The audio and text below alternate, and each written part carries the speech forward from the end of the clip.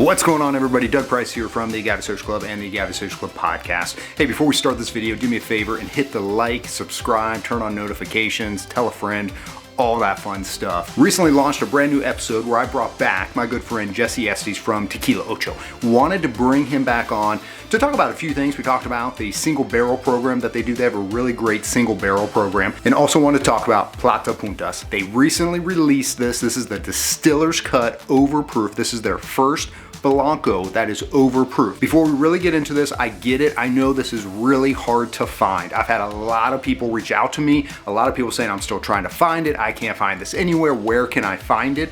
They do have bottles out in the wild. You do have to search for them. I would imagine the larger markets, California, Texas, Florida, possibly Arizona, New York. I'm gonna guess that those markets are gonna have larger volume of these bottles, but they are out there. We talk about that on the show, how many bottles they produce, and the majority of them did go to the United States. I got some from siptequila.com. I know if you go to their website, you can click where you can enter your email address, and they notified you once they had it available.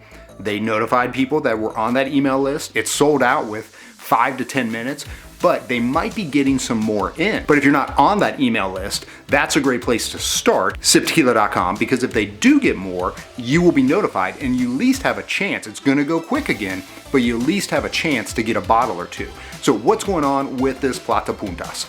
This is the Distiller's Cut, as we said. The Puntas is usually reserved for the master distiller. It's a cut of the distillation that they set aside for them, for their private collection to have with friends for celebration. This is super flavorful. They're cutting heads and tails. We talk about this on the show. You may be watching this going, well, I don't fully understand what is cutting of the heads and tails. Jesse goes into this, does a really great job explaining on an easy level to understand how we're cutting heads and tails. And this distiller's cut is when we're going towards the end of the heads as we get into the hearts. A lot of times we're cutting heads, we're cutting tails, but that part that is towards the end of the heads going into the heart is super flavorful.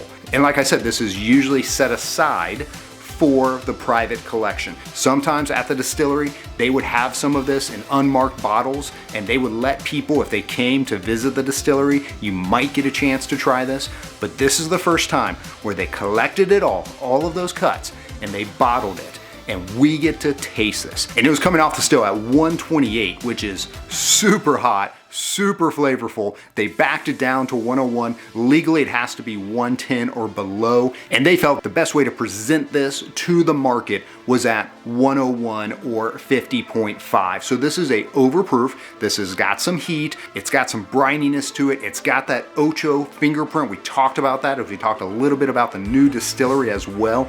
This is Tequila Ocho. Now, this was made at La Atena because this was done before the new distillery was up and running. So there is some difference here with the water composition from what the new distillery has.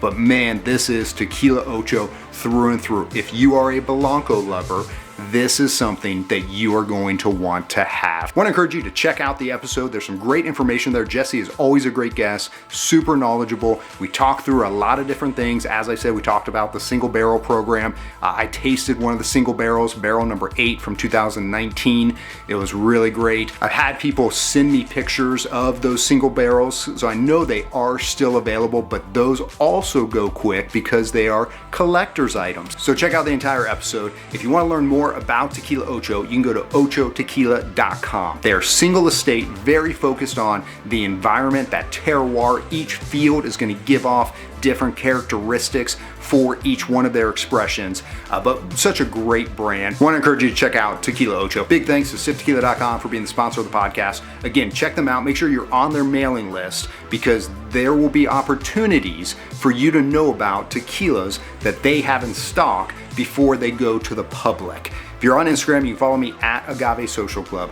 I'm Doug Price, and thanks for watching.